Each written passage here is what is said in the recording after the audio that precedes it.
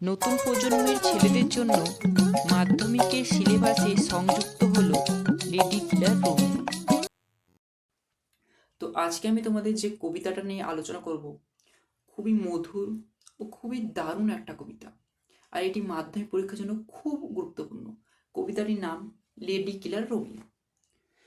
তো কবিতায় কবি প্রথম লাইনে খুব দুর্দান্ত একটা কথা বললেন যে সানডে দিলাম শিলাকে। কবি সানডে কাকে দিচ্ছেন? শিলাকে। অবশ্য সময় দিচ্ছেন, তারপরে কবি কিন্তু আর থামছেনই না। কবি বলছেন সানডে দিলাম শিলাকে, মানডে দিলাম মোনাকে, টুইসডে ডেটিং টিনাকে, ওয়েডনেসডে ওয়েন্ড্রিলাকে, থার্সডে দিলাম রিয়াকে, ফ্রাইডে দিলাম দিয়াকে, স্যাটারডেটা পিয়াকে। তো কবি যে প্রতিদিনকার কার্যকলাপ, যে প্রতিদিন তিনি কাকে কাকে সময় দেন, সেটি কিন্তু কবি বর্ণনা করছেন। তো এখান থেকে কিছু কিছু এমসিকিউ চলে আসে। যেমন কবি মানে এরকমভাবে চলে আসে যে কবি সানডে কাকে দিতেন। তো এখানে দিয়ে দিল রিয়া, ওয়েন্ড্রিলা, শিলা আর দিয়া। তো এখান থেকে তোমাকে সঠিক উত্তরটা বেছে নিয়ে কিন্তু লিখতে হবে। এই যে কবিতাটি, এখানে কোন প্রথাকে তুলে ধরা হয়েছে? তো তোমরা লিখবে প্লে বয় প্রথা। মানে কবি একজন প্লে বয়, তিনি এইভাবেই টাকা উপার্জন করেন। তো এই পরের লাইনটাই চলে যায়। তো এই যে পরের যে অনুচ্ছেদটা, সেখানে কবি বলছেন, খুব একটা দারুণ কথা বলেছেন, দিল তো দিনই কাউকে। কবি কিন্তু কাউকে দিল কিন্তু দেননি। তো তিনি সময় দিয়েছেন অবশ্যই, দিল কিন্তু কাউকে দেননি। তারপর লাইনটা দেখা যাক। তো কবি এখানে বলছেন, আমি হলাম রোমিও, লেডি কিলার রোমিও, পাক্কা প্লে বয় রোমিও। হঠাৎ দেখে কবি নিজের প্রশংসায় পঞ্চমুখ হয়ে গেলেন। কবি বলছেন তিনি রোমিও, লেডি কিলার এবং পাক্কা প্লে বয়। এবার এখানে অনেক প্রশ্ন আসে যে কবি কি ধরনের প্লে বয় ছিলেন।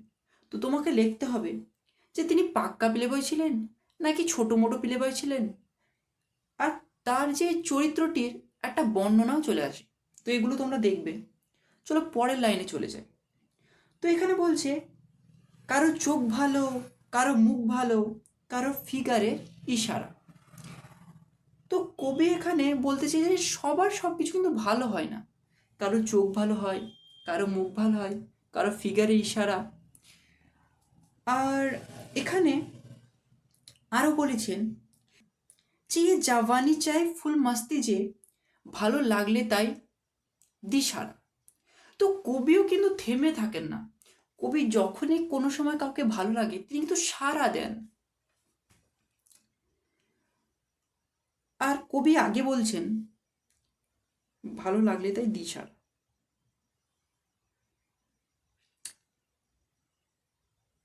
তো তারপরে কবি বলছেন বলে বলে পটাতে, আমার ছিপে ওঠাতে, গার্লফ্রেন্ড জোটাতে, ক্লাইম্যাক্স পার্টি ঘটাতে।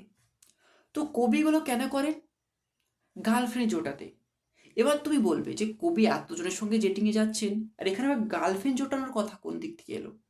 তো ও কবি কিন্তু যেতেন ডেটিংয়ে, কিন্তু কবি কিন্তু একবারে মন থেকে গার্লফ্রেন্ড কিন্তু জোটাতে পারে। তো এভাবে কবি এখানে বলেছেন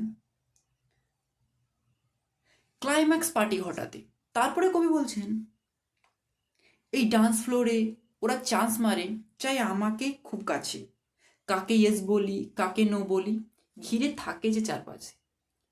কবি হঠাৎই ঘুরে গেলেন, দোষ দিয়ে দিলেন মেয়েদের।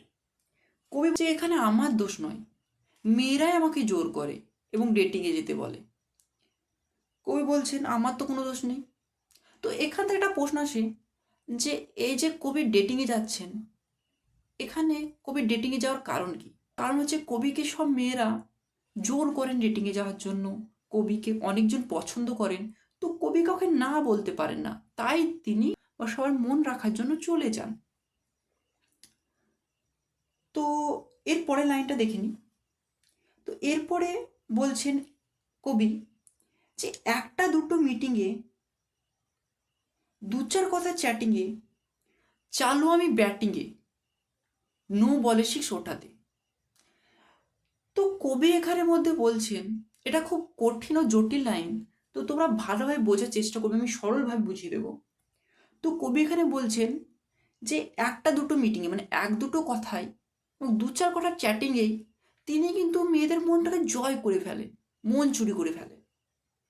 আর এখানে যে নো বলের কথা বলা হয়েছে, এটা কোন ধরনের নো বল সেটা কি, তো এটা কোন নো বল এটা তোমরা অনলাইনের যারা স্টুডেন্ট আছো তারা কমেন্টে বলবে, আর যারা এখানে স্টুডেন্ট আছো অফলাইনের তারা কিন্তু আমার খাতায় লিখে আমাকে জমা দেবে এক্ষুনি কিন্তু। আর এভাবে আরও কবিতা আমি তোমাদের সামনে সরলভাবে আলোচনা করে দেব। আর তোমরা কোন কবিতাটা বুঝতে পারছো না আমাকে কমেন্টে জানাবে, তো আমি সেটা নিয়ে ভিডিও বানিয়ে দেবো।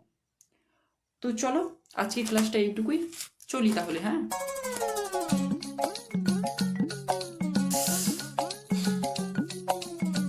তো বলো কেমন লাগলো ভিডিওটা। একটা নতুন ধরনের লাইক চাইলে আমি একটা কন্টেন্ট বানাই, আর খুব কম ইউটিউবের মধ্যে এরকম আসছে না, তো আমি বললাম একটা ফানি এরকম একটা ভিডিও বানাই। আর এরকম লাইক ভিডিও দেখার জন্য চ্যানেলটা সাবস্ক্রাইব করবেন।